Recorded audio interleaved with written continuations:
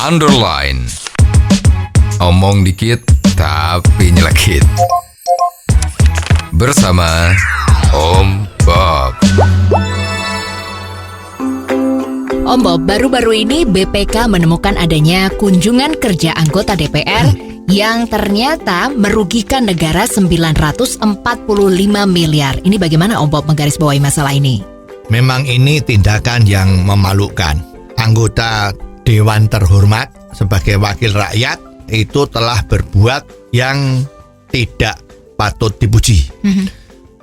Memang itu kalau kita lihat berita-berita yang dilansir itu pada tahun 2014 ada laporan bahwa 70% anggota DPR itu tidak pernah melakukan kunjungan kerja. Tetapi dilihat dari laporan pertanggungan jawab kunjungan kerja itu ada hampir 50%. Ya. Jadi di sini secara hitung-hitungan saja sudah kelihatan ada 20% yang laporannya fiktif. Jadi ini memang sungguh memalukan. Bagaimana dengan anggarannya yang naik terus setiap tahunnya Om Bob? Seperti dari tahun 2014 itu ada anggaran 763 miliar. Dan di tahun 2015 mengalami kenaikan yaitu 1,24 triliun rupiah. Ini kalau kita lihat dari anggaran 1,4 triliun tahun 2015 itu kan menurut penemuan dari BPK itu yang dikorupsi karena laporannya fiktif atau penyimpangan itu sebesar 75%. Jadi hampir 1 triliun itu buat bancaan gak karuan. Ini sungguh kita sebagai rakyat ya sedih kan. Kalau melihat seperti ini ya anggaran itu sebetulnya tidak usah ditambah, malah justru harus dikurangi. Jadi betul-betul dikurangi sebesar yang dikorupsi itu, biar tidak ada kunjungan-kunjungan sehingga tidak terjadi penyimpangannya. Sebenarnya yang dimaksud fiktifnya di sini itu yang seperti apa sih Om Bob? Fiktif itu macam-macam.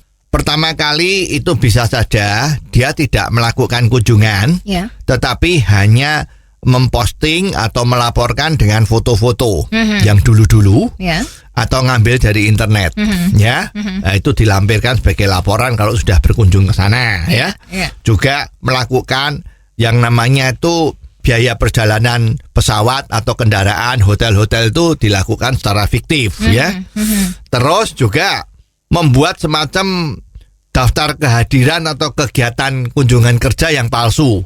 Orangnya tidak di sana, tetapi seolah-olah ada, ada daftar hadir atau ada apa itu, itu fiktif semua, Terus juga sering-sering itu bisa juga terjadi yang berangkat itu bukan dia tapi stafnya, Kalau stafnya berangkat kan fasilitasnya lebih murah kan, tetapi nanti kalau laporannya muncul adalah anggota DPR itu sendiri, otomatis kan biayanya jadi sesuai dengan anggarannya kan. Anggaran seorang anggota DPR kalau reses macam-macam itu kunjungan-kunjungan itu kan setahunnya itu kira-kira bisa kurang lebih 250 juta. Bayangkan berapa duit itu selama 5 tahun dia jadi anggota DPR Dan juga ada yang melakukan semacam seminar palsu, kunjungan kerja kemana, ngadain seminar, tapi seminar itu tidak ada. Misalnya seperti itu, itu banyak sekali modus-modusnya yang perlu dicurigai. Kalau seperti ini solusinya bagaimana Om Bob sebaiknya? Ya, solusinya anggaran untuk persetujuan anggaran itu harus diperketat supaya uangnya tidak dihambur-hamburkan. Terus setelah itu ya memang pada saat melakukan kunjungan memang dilakukan pengawasan yang betul.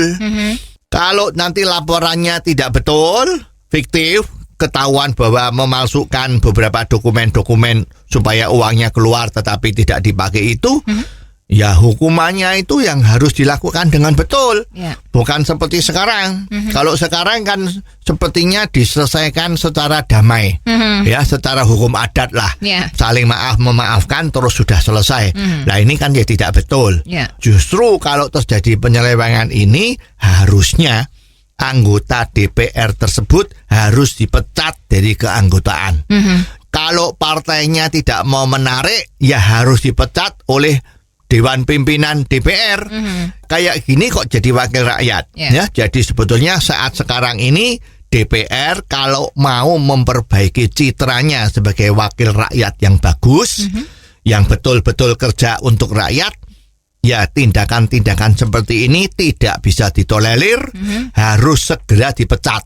Dan ini harusnya berlaku surut.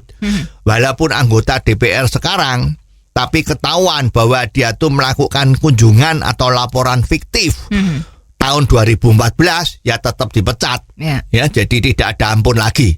Kalau Dewan Pimpinan dari DPR tuh berani melakukan ini, pemecatan untuk orang-orang yang korupsi, yang manipulatif ini, rakyat tentunya akan dengan senang hati memilih orang-orang yang benar itu lagi untuk menjadi anggota DPR lagi.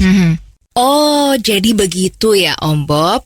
Jelas deh sekarang. Terima kasih Om Bob untuk waktunya. Sampai ketemu lagi di waktu yang akan datang. Untuk kritik dan kasus yang perlu dikomentari Om Bob, silahkan kirimkan SMS Anda ke 0856 4141 6767. Sekali lagi, 0856 4141 6767. Underline. Omong dikit tapi nyelekit. Bersama Om Bob.